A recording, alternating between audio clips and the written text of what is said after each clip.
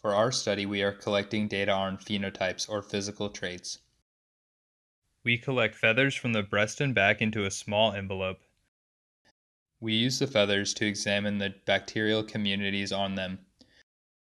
We are looking at how the bacterial community is related to feather wear. We also examine the feathers for coloration, specifically the brown pigmentation in the feathers called melanin. We collect fecal samples into buffers which preserve the DNA. We use this genetic information from the arthropods and other invertebrates in the fecal samples to examine the diet. We collect the fecal sample after all other information has been collected and the bird is released to minimize the handling time on the bird. We also collect urine samples using a syringe.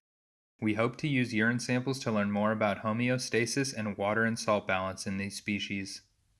Since salt marshes contain a higher level of salt brought in by the tides from the ocean, the sparrows are likely to intake more salt than other species outside this ecosystem. We want to research the physiological mechanisms these birds use to cope with the increased salt intake, which is a result of living in this salt marsh environment.